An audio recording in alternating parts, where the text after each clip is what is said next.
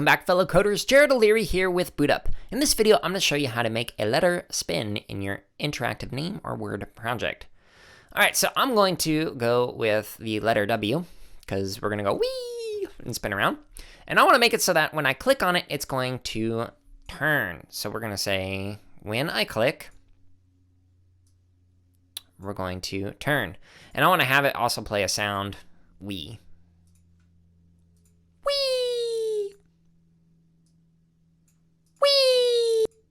Perfect. All right, now because this is so much fun, I want to also have it play the recording that I made, which is that. And so I'm going to have it start playing that when I click on it, and it's going to turn. Whee! Wasn't that exciting? Yeah, end of video. No, just kidding. Okay, so I want to actually make it turn more, so I can use repeat and put the turn inside of it. So when I click, whee! It turns. Maybe instead of 10 times, we can do, I don't know, 50 times. So now when we do it, whee! Okay, cool. Now it's a letter M. Chief Mashiki. That is not how you pronounce their name or spell it. Okay, so to fix this, we can actually say when we press the green flag, we want it to face the correct direction.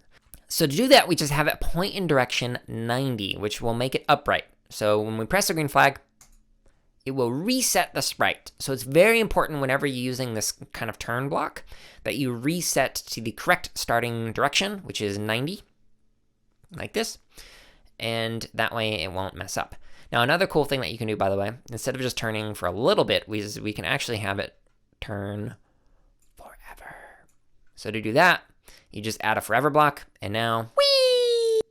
It will do this forever until you press a green flag, where it will reset it back to the correct whee! Position to make it a W instead of an M or a weird shaped capital E if it's turned a little bit. You know.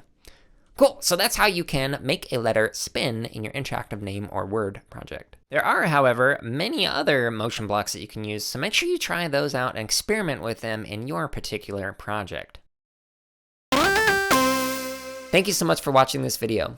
Let us know something that you learned or created in the comments below. And make sure to subscribe, like, and check out the links in the description for even more free resources, such as videos, free lesson plans, and our podcast.